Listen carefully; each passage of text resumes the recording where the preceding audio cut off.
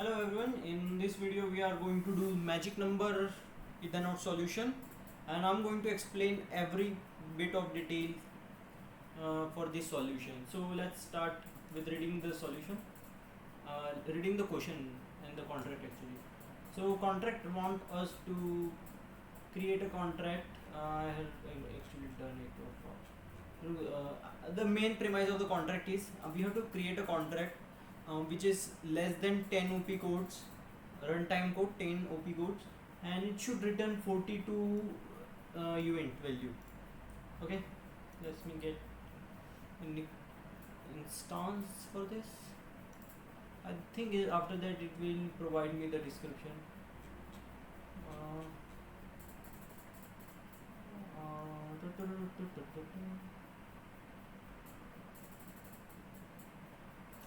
Okay, if I restart it, will provide. Oh yeah, here we have to create what is the meaning of life function in a contract, but we need to create the contract in less than 10 OP codes at runtime level, runtime code actually. Okay, and we have to create it by hand. Yeah, raw EVM code. Okay, this is the basic premise of the code. This is there is a set solver function, and it's gonna put the address of the contract, and likely there is a other contract which is going to check whether the solver contract has less than 10 OP codes, and whenever we try to get from call this function, it returns 42 as a event value. Okay, first let me provide you with some clear details. This bytecode. Bytecode is the compiled code which is which like any solidity contract is actually converted into OP codes, and then later on it converted into bytecode. So the whole premise is like contract, your solidity contract, and then it's going to be created in like OP code and then into bytecode. And bytecode is easier and low level to understand by EVMs. Okay, Ethereum virtual machine. Now we have to create 10 OP codes, runtime contract. Okay, now the whole question and let me explain. So the bytecode created from this process is further divided into two parts. Okay, the first part is creation code, and the second part is runtime code. Okay, so creation code is one-time creation code. It's created like for one-time use, and it's more likely for initializing the contract. And the runtime code is actually put it onto the Ethereum website, etherscan.io, and it is like consistently you can use all the functions and all things are written in the runtime code, whereas constructor and all other things are written in creation code. So we have to create runtime code of 10 OP codes. Okay, simple as that. Now another thing is creation code. We need to understand what is the part of the creation code in the whole bytecode. The creation code first will stop either if stop OP code or return OP code is provided. Okay, and creation code, another thing we have to do in the part of the creation code is to provide runtime code, place runtime code into actual like memory of the EVMs. Okay, so there is copy code also, code copy word. I have to check it out now. Okay, a runtime code has the main code. Okay, so we have to consider creation code also. We have to create creation code also, but there is no limit on the creation code. We can make it as long as possible. These are the two things we have to done in the creation code, and runtime code is the one we have limit on. So let's first create the runtime code. Okay, so for basically returning two basically returning a memory value of 42, we don't need much implementation. So I'm gonna make it easy for you. Here we will create creation code, and here we will create a runtime code. Okay, the best way to return a value is first store it in a memory store assembly. Let me provide you solidity documentation here, and if we go down here we will find store, this one, position and value. So it's going to put the value at position we defined. Okay, this is assembly one. If you want to check what the OP codes, I have this also in ethervim.io. Even if you check here, it will provide a similar description. Store, offset and value. Offset is the position we are going to put it, and value is the actual value. And also we have to use LIFO in it, because we have to put the last value first and first value is the last. Okay, yeah, writer UN256 to memory. Okay, we're gonna create also basic like comments also. UN256, which means it's going to be a 32 bytes value. Okay, now for returning it we need to use return, and we're also going to put what's the like P position and V value. Now when coming to return, we have to check what return OP code does. We have to provide offset, which is position, and length of the value we want to return. Okay, return memory and offset this. And if we go here, I think there should be a return here also. I don't think so there is return like this, normal return. Okay, still here I'm gonna provide you for the basic return, position and the value, whether let's say size, not value. Okay, now push one, we are going to push the value into this function, not into anything. We are going to push it into this function, and here is the LIFO we will use. So last which is S, we have to provide it first, and the P we will provide it last. Okay, let's go. So here S we will provide first and P we will provide last. So in order to push a value into this, we want to use push one, which is going to push a 1 byte value onto the stack.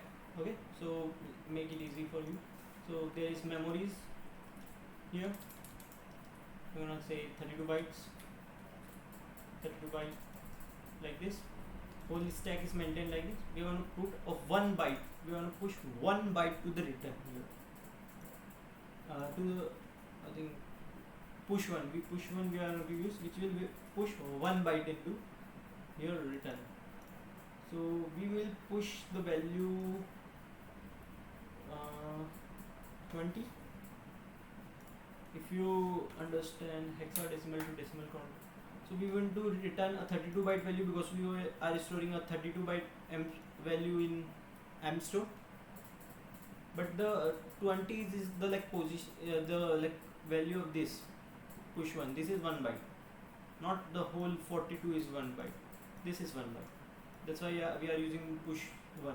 If we have long value, we will use push 10, which will have more bytes. Okay, so why I am using 20, let me tell you, because we want to return a 32 byte value. The size of the value is 32 byte. Now where it starts, I want to put the value at push 00, push 100 at the position 00. Here for example here it's there. So here I'm going to put the value 00 to the 32 bytes value. So let me explain how it look in the stack. 000 to the 32 bytes, and the last will be a 2a. Why 2a? We want to return 42, and the hexadecimal value of 2a is 42. Okay, yeah, this is going to look in the stack. Okay, nice. We have we have managed to return it. Now we have to store the value. For the similar, we want to do LIFO. So we're gonna provide P first, and the V we wanna push 1, which is going to be 2a value. We are providing value which is 2a, which decimal representation is 42, which we want to return here 42. and p, what is going to be the position of the value where we are storing. So if we are here, you can see I return it from the 0 0 position, so we have to put the value in the push 0 0. So our 10 OP code is completed. Let me tell you how it's 10. 1 2 3 4 5 6 7 8 9 10. So these are exactly 10 OP codes. Now we have to convert it into bytecode. So push 1, the bytecode value of push 1 is 60. Okay, you can refer back it up. 60 to a, we want to provide 60 again. Push 1 value 0 0. Now what's the value of mstore? Is going to be 52. Okay, 52. And now again push 1 value, which means 60 20 60 0 0. And return is f3. F3. So this is runtime code. This is the main code we want to provide. Now we have to create the contract where this runtime code is actually in the memory location of the EVM. We have completed the challenge considerably here, but we have to create the process to complete code to provide it to EVM, because this code is mean nothing because there is no creation code. So as I tell you earlier, we have to stop the creation code first. Either it can be stopped either by stop or return. So we're gonna use return here. Okay. Now this code we need to paste it on where? We need to paste it on the EVM memory stack. So for this we're gonna use copy code or code copy, whatever. Code copy. Yeah, this one we are going to use. So it takes three things: destination, offset and length.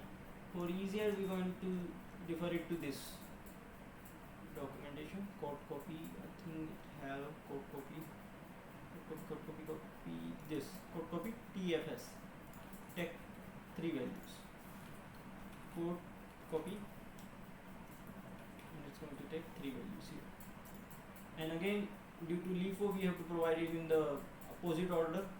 So T will be first, F will be second, and S will be third. T is the position of, if you read here, copy S bytes from code at position F to memory at position T. So this code, I want to put this code in memory position 0 0. Simple as that. Starting. Now size of the code, push 1. Size of the code will be 10 bytes, because if you you take the word count of it for easier reference, it's going to be 20 and half of it is 10 bytes. So it's going to be 0A, hexadecimal value of 10. Okay, and now F is unknown to us. At which part the runtime code starts, we have to provide the F is here, but we don't know F because we have not completed the creation code to know the F. Okay, we are now left it with the 2 question marks. Now here we have to provide return, and return again has 2 value P and S. Due to LIFO, we want to provide P at the very bottom and S at upper. So push 1. The code of the returning, what we are providing the code is 10 bytes, so 0A again, and positioning value is at starting 0 0 memory where we have provided earlier. Now after this we can figure it out the value of F. How? 1 2 3 4 5 6 7 8 9 10 11 12. So the value of F will be 12, because at 12 our actual code is starting. If you read here, code copy S byte from code at position F. At position 12 our actual runtime code is starting. So hexadecimal value of 12, I also don't know which are decimal to hexadecimal. 12 C 0 C So this value will be 0C. We have the runtime code. We have to create the creation code. Okay, similar process. Creation code. We have to push 160 OA 60 OC. Now code copy is I guess 39. Copy 39. Now again for returning 60, and we will provide 08 60 00, and return is F3. Is exactly 10 bytes also. Okay. The bytecode for the contract we want that it will return 42 is this 6. I guess I'm right. Okay. Now we have to create a contract. It deploys this bytecode. Okay. So I have this soul. Damn man, load. Okay. This I'm not going to create connect it to my Ethereum wallet, and we are also going to check with this function. This is for just checking. There is nothing special about them. And I'm uploading it on I'm uploading bytecode on Sepolia Sepolia whatever, I don't know. Okay. Deploy bytecode, log, and we're gonna confirm the payment.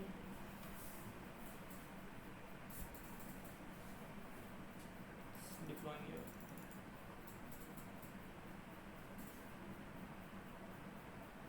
Okay, here.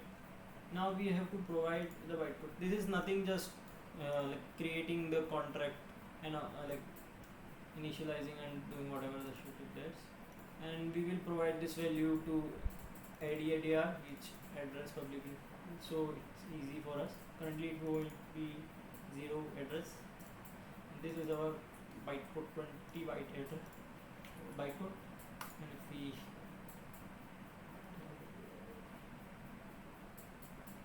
okay, it got some issue.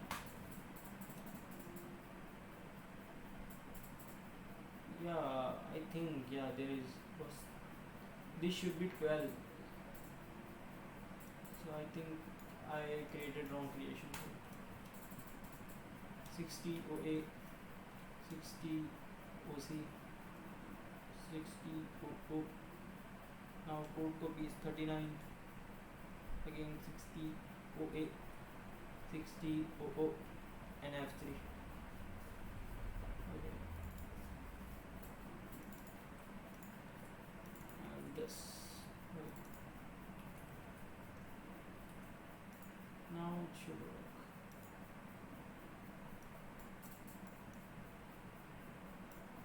Yeah, it takes a hexadecimal value 0x.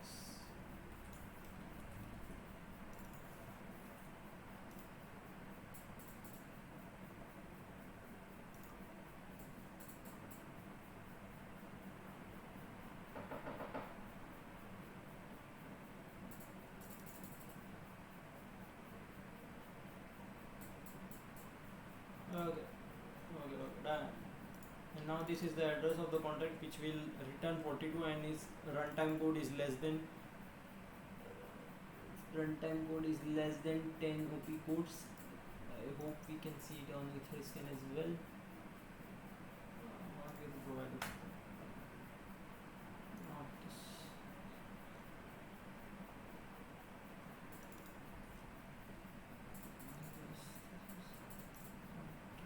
This less than 10 OP code. If we switch to OP code views, this is just the OP codes. Okay. Now I can show you how it will work. Also simple. We're gonna first change it to this address, and I'm gonna deploy the test deploy as well.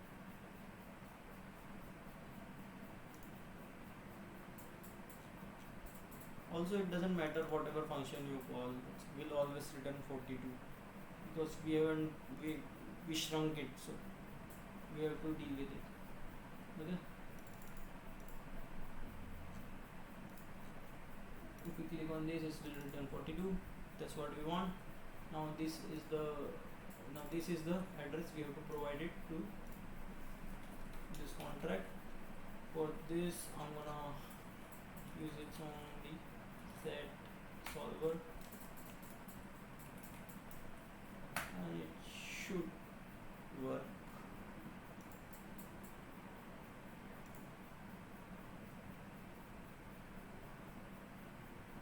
I think if you want to understand it better, these two are the best resources: Solidity language documentation, and then Ethereum OP codes, and then Ethereum playground. These are the best resources to understand what happened on what we did. Okay, the transaction was successful. Now if we submit the instance, we should complete level. Let's see.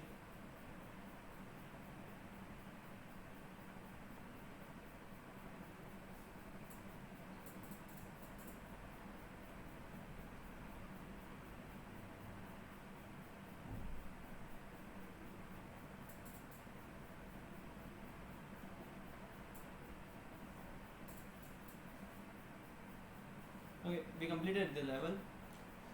I hope you understand what we did here. If you had any issues, please comment it down below, and also sorry for the broken English because I'm not very fluent with English. Okay, thank you.